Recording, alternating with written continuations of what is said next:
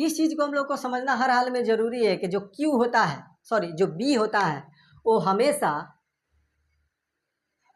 R से एक कम होता है, यानी R से बड़ा होता है, सॉरी R से क्या होता है, बड़ा होता है। और जो B है R है वो हमेशा क्या होता है, B से छोटा होता है, यानी 0 के बराबर भी होता है और छोटा भी होता है। चूँकि उसको हम लोग पढ़ेंगे, लोग जब ऑब्जेक्टिव बनाएंगे इसको, इस चैप्टर का ऑब्जेक्टिव जब हम लोग सोल्व करेंगे लोग, तो उसमें मैं पूरा चीज़ उसमें बताऊंगा। इसमें भी तो बता रहा हूँ, आप लोग को समझ में आ जाएगा। ठीक है, चलिए सबसे पहले ये चीज़ समझेंगे हम लोग। ठीक है, कि ये क्वेश्चन क्या कर रहा है कि दर्शाइए कि कोई भी धनात्मक पूर्णांक 6q+1, 6q+3 या 6q+5 के रूप का होता है, जहाँ q कोई क्या है, एक पूर्णांक है। ठीक है, यहाँ पे सबसे पहले हम समझेंगे कि मान लीजिए एक संख्या है 5 और इसी संख्या से हम 5 में क्या कर रहे हैं, भाग दे रहे हैं। तो 5 एकम 5, यहाँ पे शेषफल हमको कितना प्राप्त हुआ, 0। ठीक है, इसी संख्या से जस्ट उसके अगले वाली संख्या में भाग देंगे, 5 एकम 5, कितना आया, 1। शेषफल अब कितना प्राप्त हुआ, पहले 0 अब 1। फिर इस 5 से इस 7 में भाग देंगे, 5 एकम 5, अब घटाए तो कितना आया, 2। फिर इसी 5 से हम क्या करेंगे, अब 8 में भाग देंगे, 5 एकम 5, घटाए तो कितना आया, 3। ठीक है, और फिर इसी 5 से हम क्या करेंगे, अब 9 में भाग देंगे, तो 5 एकम कितना आएगा, 5, कितना आया, 4। और इसी 5 से फिर अगले वाले संख्या में हम क्या करेंगे, भाग देंगे, 5 दूना कितना आएगा, 10। तो शेषफल हमको कितना प्राप्त हुआ, 0।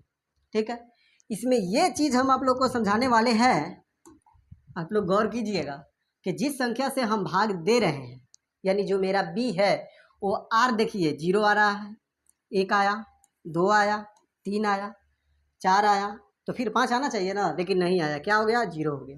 यानी ये बात मैंने थोड़ी देर पहले आप लोग को ये बताया कि जो R होता है हमेशा क्या होता है, B से छोटा होता है और R 0 के बराबर भी होता है।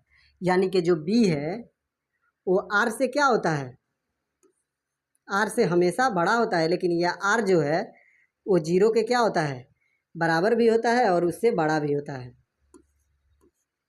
0 से R क्या हुआ, बड़ा भी हो गया और 0 के बराबर भी हो गया। R क्या हुआ, B से छोटा हुआ और B हमेशा क्या होगा, A से छोटा होगा। ये फॉर्मूला ऑब्जेक्टिव में पूछता है। ठीक है, तो इस चीज़ पे हम लोग को गौर करना है। और जैसे ही इसमें दिया हुआ है B कितना दिया है, 6, कितना दिया है, 6, 6, 6, 6 दिया है ना, वहीं पे हम लोग समझेंगे कि R हमेशा आएगा 0, 1, 2, 3, 4 और 5 आएगा। ठीक है, तो चलिए अब हम लोग क्या करते हैं, इस क्वेश्चन को हल करते हैं। ठीक है, सबसे पहले लिखेंगे कि माना कि धनात्मक पूर्णांक, माना कि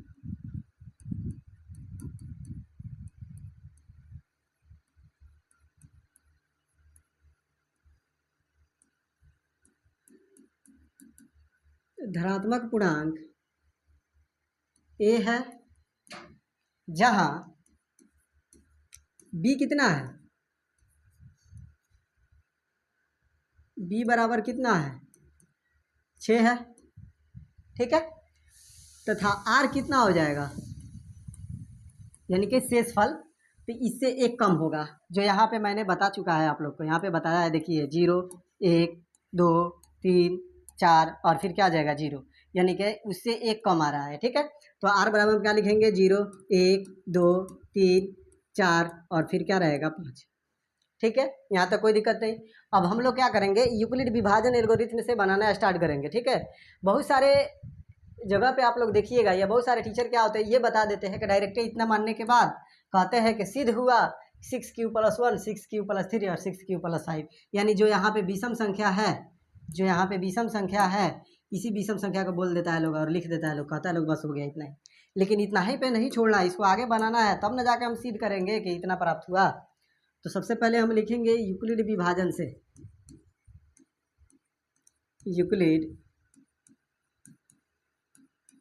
विभाजन प्रमेयिका से। ठीक है, यूक्लिड विभाजन प्रमेयिका से जब देखेंगे तो फॉर्मूला क्या होता है, A बराबर BQ+R, जहां हम R बराबर क्या मान लेंगे, 0, तो A बराबर क्या हो जाएगा, B को माने हैं 6, Q का Q रहेगा और R कितना है, 0, R 0 रखे हैं ना, तो यहाँ पे मत रखिए, इसी को यहाँ पे रख दीजिए। चूँकि r बराबर 0 रखने पर, ठीक है। तब क्या हो जाएगा, a बराबर हो जाएगा 6q, ठीक है। फिर लिखेंगे पुनः a is equal B Q plus r. B कितना है 6q का क्यू रहेगा। अब r को क्या रख दे 1, चूँकि 0 रख लिए हैं तब 1 रखेंगे और लिखेंगे यहाँ पे चूँकि r बराबर क्या 1 रखने पर, ठीक है। तब हमको क्या प्राप्त हुआ, a बराबर 6q प्लस 1, ठीक है। फिर लिखेंगे पुनः a बराबर बी क्यू प्लस आर।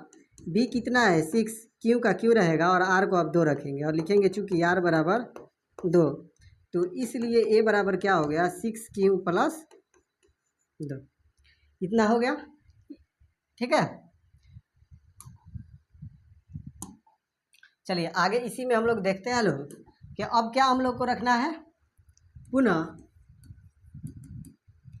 ए बराबर b Q plus r. B कितना माने थे 6, क्यू का क्यू रहेगा और आर को 2 तक तो हम बना लिया है, अब तीसरा मानेंगे क्या, तो लिखेंगे इसलिए A is equal B Q plus 3। यहाँ पे लिख देंगे चूँकि आर बराबर 3, कोई दिक्कत, कोई दिक्कत नहीं।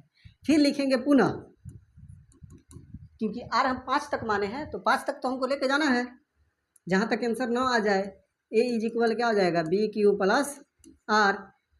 बी कितना है 6q प्लस आर कितना रखें आप 4, तो चूँकि आर बराबर क्या हो जाएगा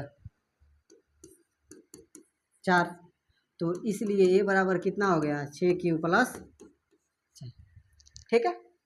और फिर 5वां नंबर लिखेंगे तो लिखेंगे फिर पुनः ए बराबर बी क्यू प्लस आर।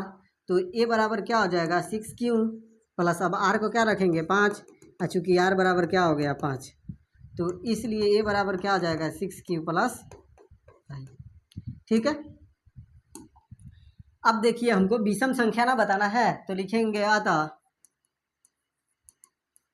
विषम पूर्णांक